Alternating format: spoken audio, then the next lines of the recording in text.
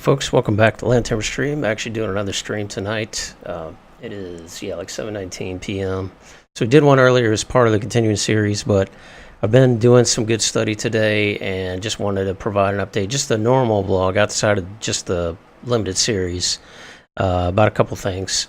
So this is, by the way, I had, of course, changed wallpaper. It's the same day, but different wallpaper. Blue, what is this called? Blue dust storm or something like that. Pretty cool from NASA, from Mars. And they have these different consistency of particles here that's brought out by this beautiful photo of Mars that NASA released. So cool stuff. But what does that want to talk to you about? So I want to talk about the exam fail and essentially how it impacted me and how I've tried to rebound from that. And I have 29 days to my next exam. So, yeah, so recovering from the exam fail, I will say I did derail a little bit after that. I did not stream for a couple days. I was at Cisco Live, and, I think part of that had to do with just I had really high expectations, unreasonable expectations for my success based on results with testing with boson and other things, other sort of factors. I just felt like, well, I might actually have this. So then to not pass, even though, as my wife reminded me, you actually did pretty good on your exam. And others have reminded me of that too. You didn't pass, but, you weren't really far off. And I have reevaluated that, and I feel better about it. It was disappointing for several reasons. One is part of this exam is kind of tied into being able to take summer vacation. So I postponed it again. I was really looking forward to vacation. I haven't had one in a while. And it may mean that I still do one if I feel that I need to go ahead and do it. But, I kind of postponed that. So that was sort of what added to, I guess, a little bit of the disappointment and just fatigue. As anyone knows, whether you pass or fail, generally after an exam, you put in a considerable amount of time and effort, which you hope will be then rewarded. And, depends on how you look at what a reward is in terms of learning, etc. But yeah, I felt I have learned a lot. But yeah, I was tired. And I've recovered somewhat. It's been a very hectic week, work-wise. That has kind of thrown me off too. But I think that was a factor in sort of derailing my habits, because leading up to the exam, I had pretty good habits, schedule. And I still have a schedule, but I wasn't sticking to it like I should, and I wasn't really motivated, I guess, to get back into the grind like I was before. So I had to recover from that. I had to sort of, pick up my bootstraps and keep on going. How did I do that? Well, one, I've been thinking about the fail itself, and at first, the tendency is blame the authors of the exam, right? Who doesn't? And to some extent, I'm not saying that the exam could be made better. I happen to know there are a lot of discussions about that. It can't be an easy task to write an expert level exam in any field, and to filter out people who don't have the expert level knowledge, while at the same time try to prevent cheaters. So it can't be an easy task, and I applaud the people who are working on it, and I hope they continue to endeavor to improve it. I do think there is room for improvement, of course, and I felt like a lot of what I had on the exam, I don't know, I did not feel prepared for the width or breadth, you should say, of the material, and the depth combined with the breadth of that material.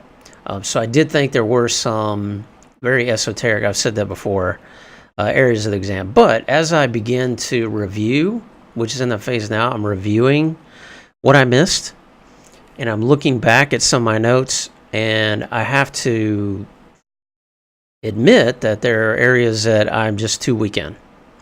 Granted, there has to be a balance there. You can't be, wide and deep. Those can be at some points diametrically opposed. Generalist specialists, right? That's always a conflict one is in.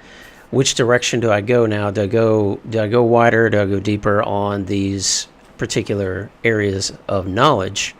That's always a challenge, right? it's hard to go wide and at the same time go deeper. But I realized some areas that I really did not have the understanding that I truly need for the exam. So, that's on me. I've been able to get some rest, not like I would like possibly take maybe a 1 or 2 day vacation still. But that's what I've had to do to recover, is just kind of spend some time analyzing things, analyzing my knowledge these areas, take a little rest, need a little more of that probably.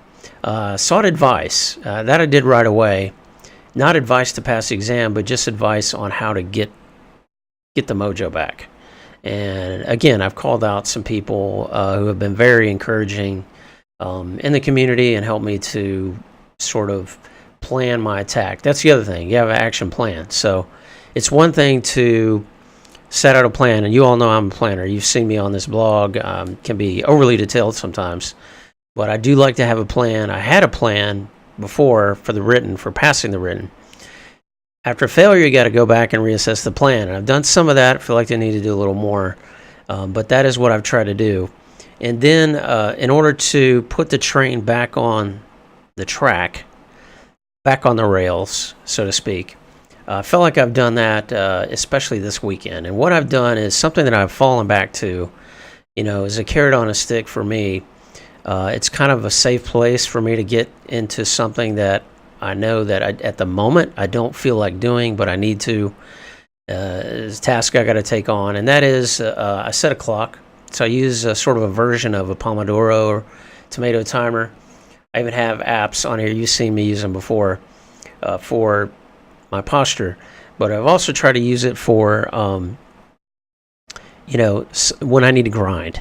When I've gotten out of grinding, I need to get back on grinding and studying, and there's safety in habits, right? So this is one I always go to. It's a go-to when I'm at my least motivated, and that is I set a timer for a study period. Let's say I've got a Sunday evening, right, to study. So what I'll do is I'm going to do hour on, hour off. In other words, I'm going to do an hour studying, and I'm going to take an hour off and do whatever I want, or do things I need to do around the house, or errands, or whatever the case may be. So there's always a limit. It's not like, I got to sit down for 5 hours and study straight. And this is going to change, of course, as I get closer to the exam. But it's just when I'm at the lowest motivation level, it gets me to a higher level of motivation, and it gets me back into the habit of grinding my study. So I've done that. That's helped me. It's got me motivated. I did some good study today and actually got motivated by the material. Believe it or not, ipv6 and natting and tunneling schemes. So that's my take of the day. That's how I've recovered, and we're back on track 29 days ago.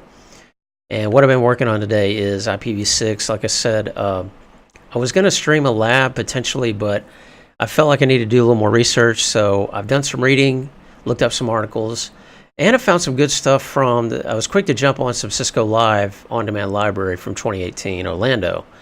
And in particular, I found 2 good ones. One that I've already gotten partway through. And if you go to Cisco Live site, just filter Orlando and ipv6. And I've got this 2619, which is developing an IP addressing scheme and deploying my ipv6.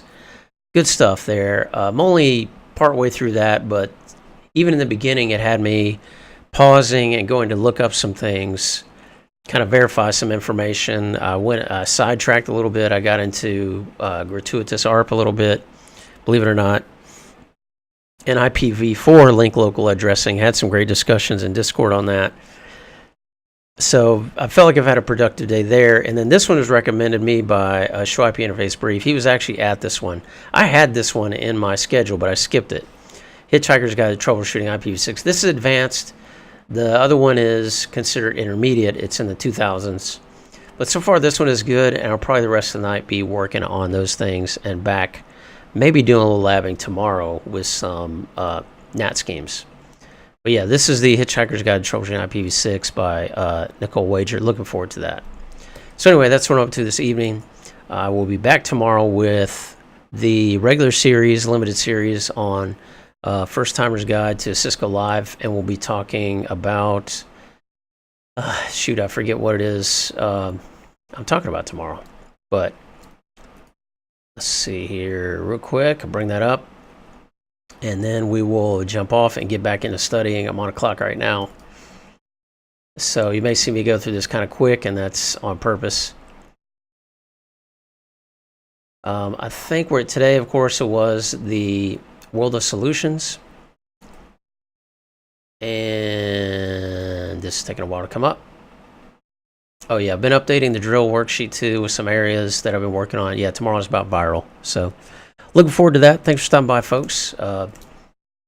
Look out for us here on Land Tamer Stream as always, and between Monday through Thursday nights, 7 p.m. Eastern, and then of course it varies throughout the weekends. Check us out on Discord or on YouTube, on Twitter, Instagram, and of course the Discord is where we interact throughout the day sometimes. Thanks for stopping by. Appreciate all the support. Hit that like button if you enjoy this video or this stream, and you can always subscribe to get updates. Thanks so much for stopping by. Have a great rest of your weekend, and we'll see you back here soon in the Land Tamer Stream.